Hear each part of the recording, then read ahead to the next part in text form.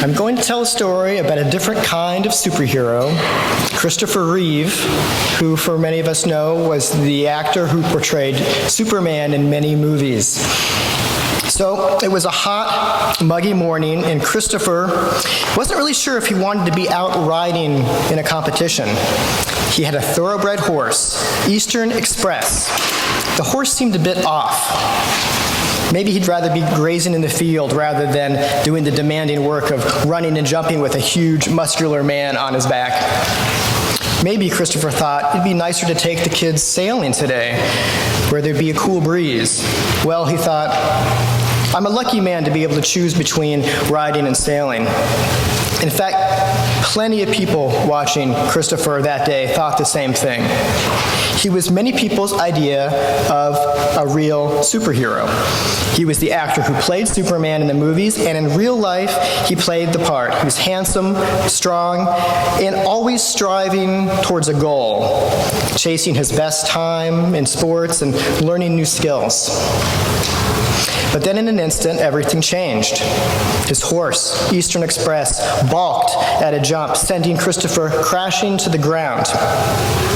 When he woke up in the hospital, Christopher couldn't move his hands or his feet. He couldn't breathe without the help of a machine. And although doctors could repair his neck, they could not fix the injury to his spine, his spinal cord. So now Christopher's brain was not able to communicate with most of his body. He was paralyzed. Even though he still had all of his strength, intelligence, and willpower, there was no way for him to move his body below his head. So despair washed over Christopher.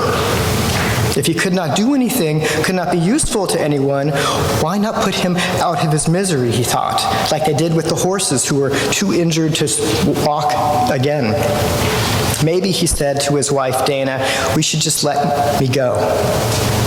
But Dana spoke words that helped him start on the road to his new life. But you're still you, and I love you. Of course, Christopher Reeve had never been able to leap tall buildings with a single bound, but he was a tremendous athlete. He always liked a goal and a challenge and something to work for. Before his accident, Christopher's challenges involved acting, directing, and sports. Now his challenges were different. Now it took all of his strength and determination to sit up in a wheelchair and to steer it by puffing on a straw to move it. His heart ached with all that he had lost.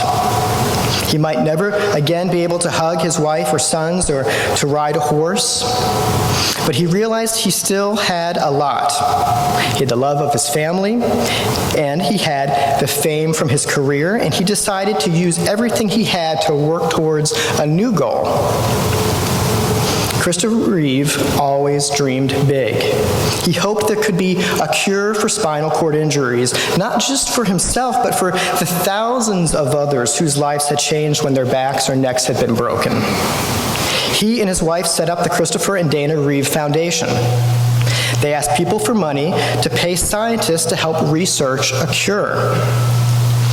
And Dana realized how lucky that they were to be able to afford even a ramp into their home and the van that could fit Christopher's wheelchair, so they collected money to help pay for ramps and other helpful things, so more people with spinal cord injuries could also have them. Christopher realized that even though he couldn't no longer use his arms and his legs, he had a power that many people do not. He was famous. People thought of him literally as Superman. Now he could really be a hero, not by flying through the air to rescue people, but by speaking up. Because he was famous, people would pay attention.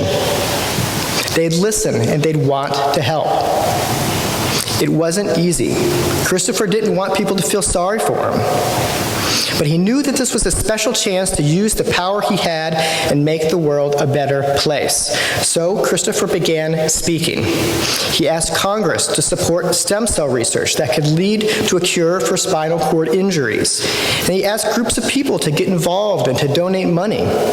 He talked with others who had experienced injuries like his, and he spoke on television to millions of people, for instance, during the Academy Awards, showing everyone that although his abilities had changed, his heart and his soul were strong and capable.